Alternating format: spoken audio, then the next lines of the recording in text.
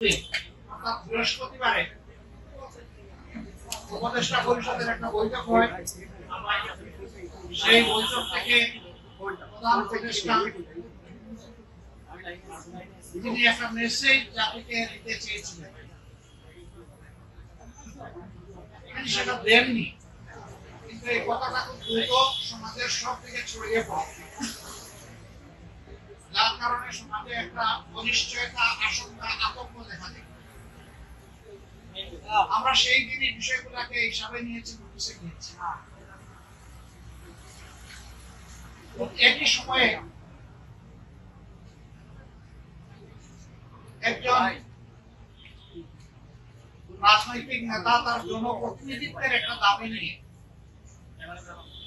তিনি একটা অবস্থান নিয়েছিলেন।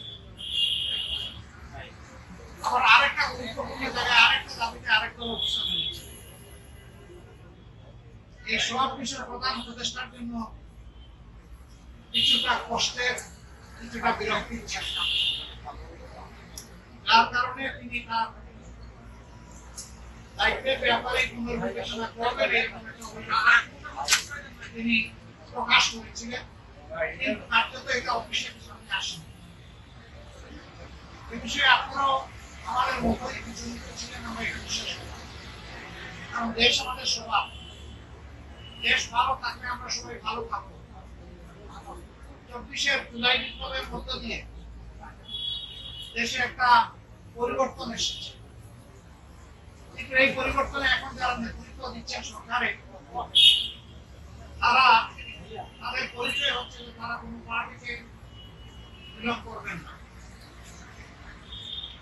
এটা হওয়া উচিত, এখানেও কিছু ব্যতিক্রম ঘটেছে, এটাও মাঝে মধ্যে সমাজকে উদ্বিগ্ন করেছে।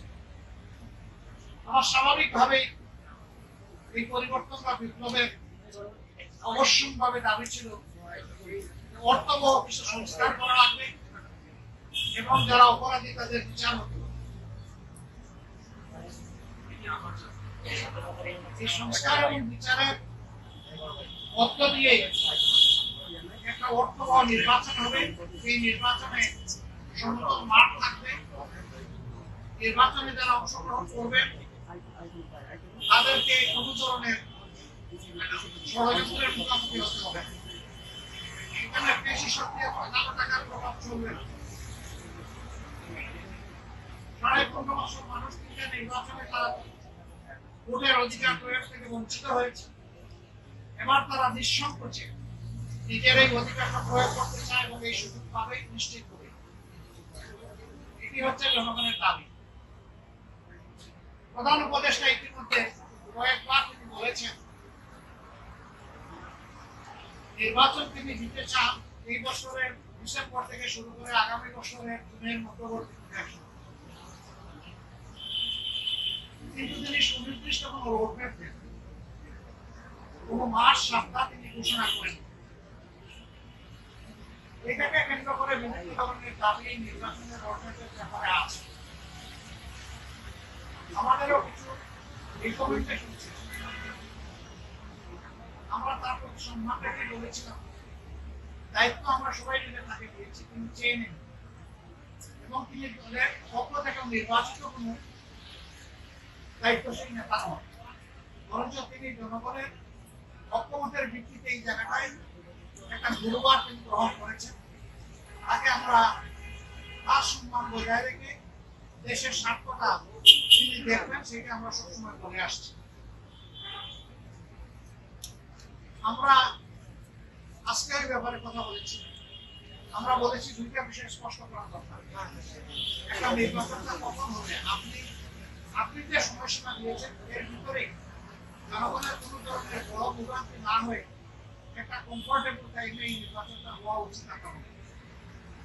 আর 2 নম্বর আমরা বলেছি নির্বাচনের আগে অবশ্যই সংস্কার এবং দৃশ্যমান বিচারের কিছু প্রক্রিয়া জনগণের সামনে আসবে।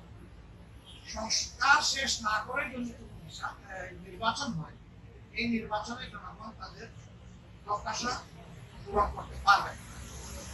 আবার সব সংস্কার এই সরকারের পক্ষে করা সম্ভব, মাত্র 5টা সুনির্দিষ্ট বিষয় তারা হাত দিয়েছে। এগুলো নিষ্পত্তি হওয়া উচিত সন্তোষজনক।